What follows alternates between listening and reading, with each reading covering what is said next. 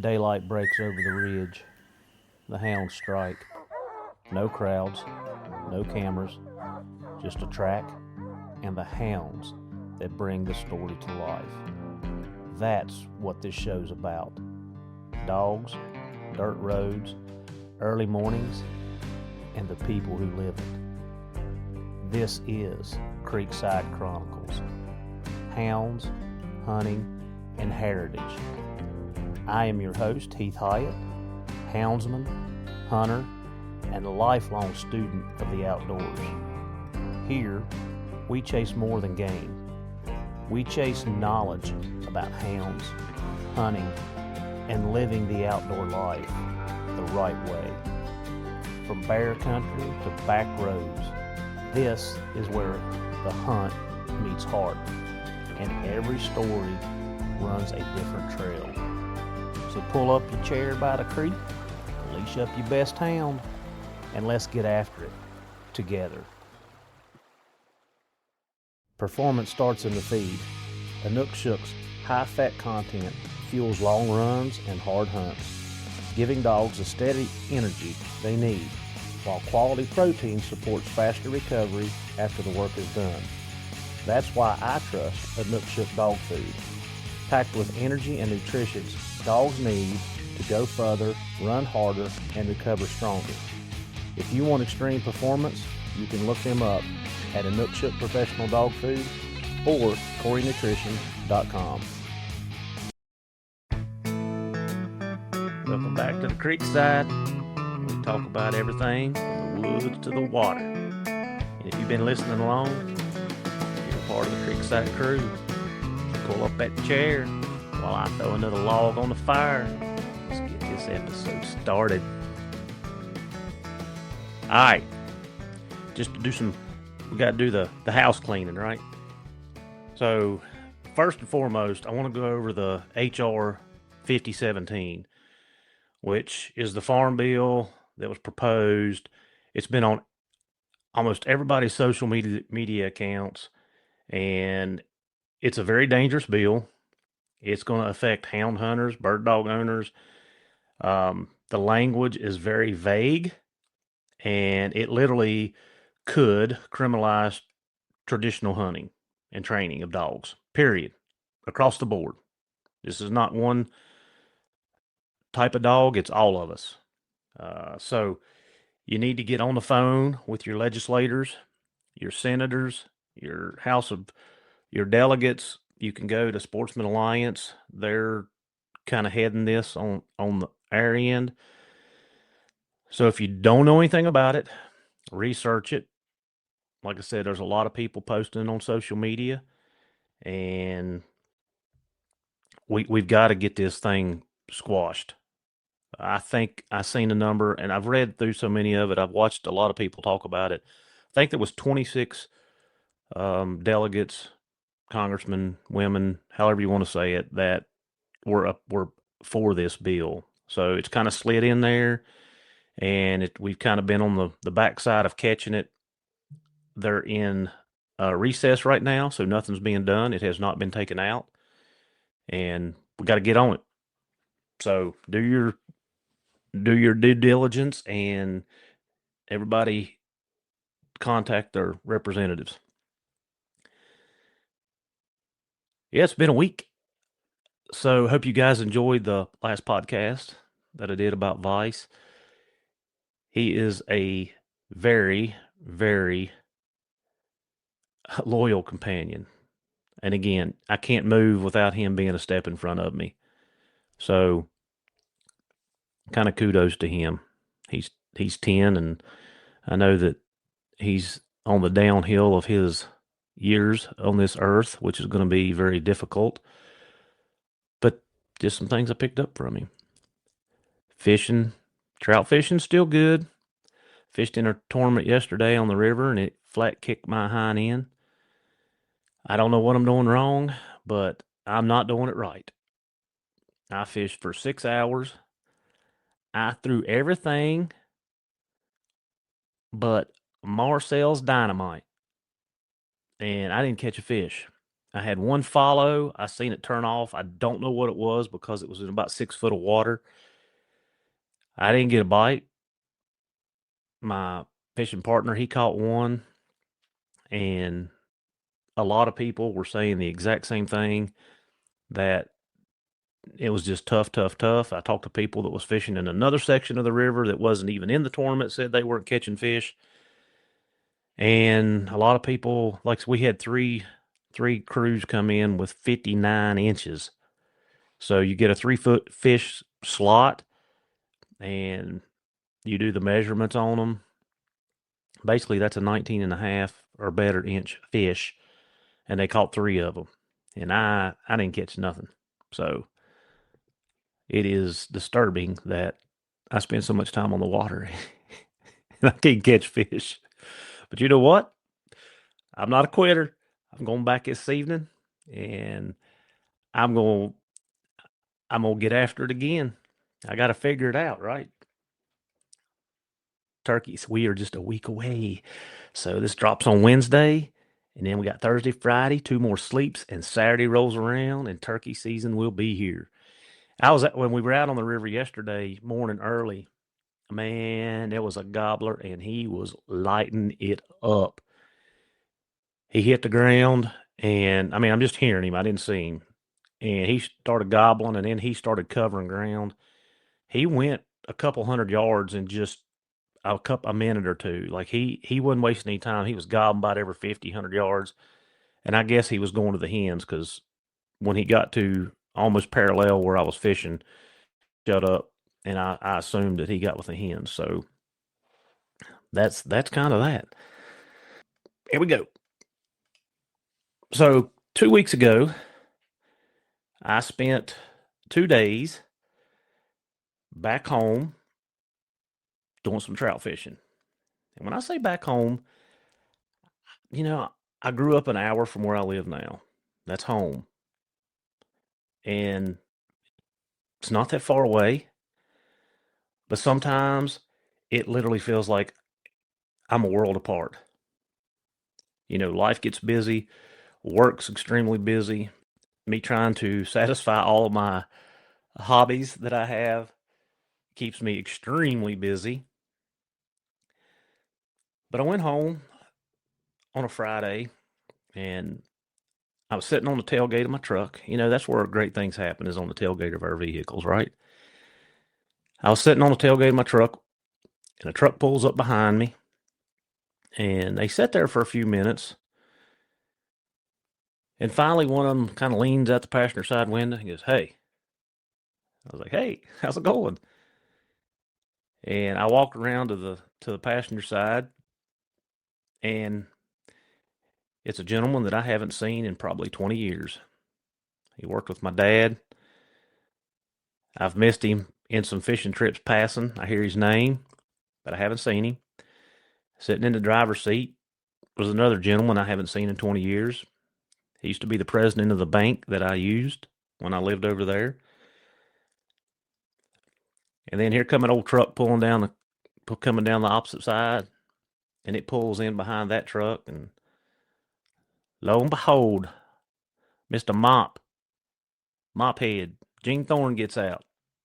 And I've seen Mop, that's what we call him around here. I've seen Mop here and there over the last several years. In fact, me and Maddie were fishing in the same spot 4 years ago, and he pulls up and we fish together, and I've seen him. He's been over here eating with his family. I've run into him twice, him and his family. But Mop was one of those guys that when I started my coon hunting adventure, actually had a little bit of an influence on me starting in the plot dog. So Mop had plots at the time. He actually ended up with several pups out of the litters that I raised. In fact, he hunted a little female named Cricket. It was out of Brandy and Outlaw, and I think she was one of the high scoring plots of the World Hunt. So Mop had an influence on me years ago. We spent a lot of time together coon hunting and fishing. So run into him, and then me and Wes was standing there talking. Wes and Barrett pulls up, and we're chit-chatting. And another gentleman pulls up that I would have not recognized. And when Wes started talking to him, I was like, oh, Lord, I haven't seen him in 25 plus years. Well, 23. It's been at least over 23 since I started law enforcement. So, Heath, why are you telling me all this? Why does it matter that you run into people? It's about being back home. It's about the same back roads. It's about the same creek bends in the creek, same trees hanging over the creek. It's about being back to something normal. It's like time slows down. Nothing's really changed. The people's aged a little bit, including myself. But it's the kind of people you run into and you don't need to catch up. You just pick up where you left off. Have conversations about family and friends and work. No rush, no pressure. Just having a conversation. So Friday was great, and I come home and my mind's kind of, I've slowed down. Like my mind was kind of like, like a reset. So I go back Saturday morning. I get up early. I drive back over, and I run. Mop head. I beat him in there. Like I beat him. He's like, man, you got to get up early to get in here in front of you. I was like, Mop, I got to drive an hour. And Mop and I caught our limit fishing and chit chatted. And the creek filled up as we were sitting there and we're fishing, having a good time. And I got done early, so I got to run up and see my parents real quick. They live about 3 miles from where I was fishing. And then on the way back down the creek, I was coming through town. I see my aunt's vehicle sitting there. I was like, you know what? I'm gonna stop and see her. I haven't seen her in a while. So I stopped and I talked to my aunt. And she was tickled to death. I seen her at a football game, but she was in the stands, so I didn't really get to go up and talk to her because where I work on the field, sometimes it just doesn't allow for that. So it was a wave. She texted during the holidays. But because life is so busy, sometimes we don't get to interact with our family like we want to. Or I don't. And that's my fault. But anyway, so on the way home, the second day, I got to thinking about home. And it's not because it's the place. It's not a house, the land, the roads, but it's what you represent. It's where you learn things the hard way. It's where you figured out who you were before the world started telling you who you should be. It's about where your standards were built, your work ethic from my parents, my habits, good and bad. It's where my mindset was shaped. And when I go back there, even for a short time, it's like all that stuff comes back to surface. Things get simpler. Life gets a lot clearer. You remember what matters and what doesn't. Because let's be honest, we know that life pulls us all in a lot of different directions. Work, responsibilities, stress, always something demanding your attention. And before you know it, you're operating every day, but you're a little disconnected from the version of yourself that you actually represent. And that version of you usually starts back home. So, just a couple of days for me. It reset me, not in a dramatic way, just quiet. Like your mind finally gets a break from all the noise.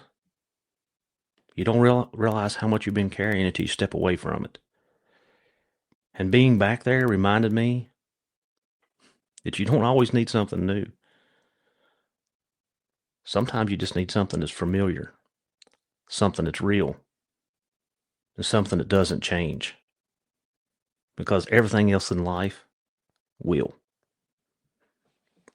Heath, how does this relate to hound hunting? That's a great question.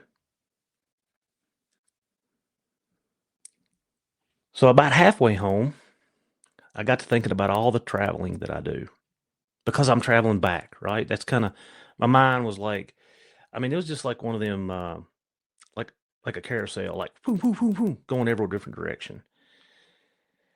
And I'm like, you know what? When I go home, this is how I feel. I travel a lot. I try to hunt in a lot of different areas. You take a decent dog to a place that it's never been. You've hauled him around, put him in a different woods, different terrain, different sitting conditions, and he'll hunt, but something may be a little off. Maybe a little bit slower to open. Maybe he checks himself a little bit more. Maybe he just doesn't look as confident. Just not his best, right? And then you take that same dog, you turn him loose where it all started. Heads up, tail right, moves with a purpose, strikes quicker, drives harder, finishes stronger. Same dog. Nothing's changed physically. But mentally, everything changed. Because he knows that ground. He trusts it. He understands how scent works, where a game moves, how things come together. There's no hesitation, no second guessing. He just goes to work. And I know you've heard me talk about going to the coast and hunting with BB, and then my dogs are not the same. It's thicker. It's a lot harder to get in close because of the thickness. And then you heard me talk about traveling to Wisconsin. And boy, whew, that was a humbling experience. You heard me talk about that. But when I bring them back home, they're right back to it. So I think there's a lesson in that. Not just for the dogs, but for us. Because people aren't much different. Sometimes we think we're off. Maybe not performing like we should, feeling like we should. Not where we want to be. And we start looking for complicated answers. We overthink it. But a lot of times, we're just out of our element. We've drifted too far from what built us. Because people aren't much different. From the habits, our environment, our mind state, our mindset that made us solid in the first place. Just like that hound, when you get back to it, even briefly, you start feeling like yourself again. Man, it makes me proud to be where I'm from. I'm more confident. People know me. I'm more clear-headed, sitting on that creek. Steady. It's not magic. It's familiarity. It's my foundation. And that doesn't mean you got to stay there. You got to grow. We got to move forward. We got to take on new things. But there's value in going back, even if it's just for a day, even just a drive through the same country, the same neighborhood. Even if it's sitting somewhere quiet that reminds you where you came from. I can tell you a rock on the top of a mountain that does that for me every time I'm there. Because it recalibrates you. It reminds you, this is who I am, this is how I operate, and this is what matters to me. So, A couple of days back home fishing, seeing people, slowing things down. But it did more than I expected. And if you hadn't done that in a while, I'd highly recommend it. Go back home. Turn yourself loose on some familiar ground. You might be surprised how much better you operate once you do. It's going to be a wrap for this episode of Creekside Chronicles. We appreciate you spending your time with us, whether you're in the truck, in the woods, or sitting by the creek listening along. Thank you for walking this trail with us. And thank you to W Supply for hosting the podcast and supporting what we do. Be sure to check them out and go to wsupply.com for all of your hound needs. Until next time, keep your dogs fed right, your boots muddy, and we'll see you down the trail. Tailgate drops before the light, coolers packed and the rig sitting right, tracking collars charged, beeping green, boots in the bed and the rifle's clean. Dog box rattling, engines hum, we're chasing bear till the day is done. Old ring barking like he knows what's near, nose to the wind, tail full of cheer. From the Virginia mountains to the Carolina clay, we're burning fuel and miles each day. Every turn's another tale, through mountain mist and paper trails. We see the sunset red in Tennessee, rise through the fog in old WV. North Carolina's pines echo loud with the cry of a hard-run hound. New York forest, Maine's deep snow, Vermont valleys where the black bears go. Truck keeps rolling, wheels don't care. We're chasing daylight, chasing bear. Rest stops few, the roads are long, but the fire in our hearts still burns strong. Wisconsin mornings cutting crisp and clear, Canada's wildwoods drawing near. Still got stays, we ain't run, but that hound dog fever won't let us quit. We see the sunset red in Tennessee, rise through the fog in old WV. North Carolina's pines echo loud with the cry of a hard-run hound. New York frost, Maine's deep snow, Vermont valleys where the black bears go. Truck keeps rolling, wheels don't care. We're chasing daylight, chasing bear. Gas station coffee, Alpha XL on the dash. Another back road, another bear track.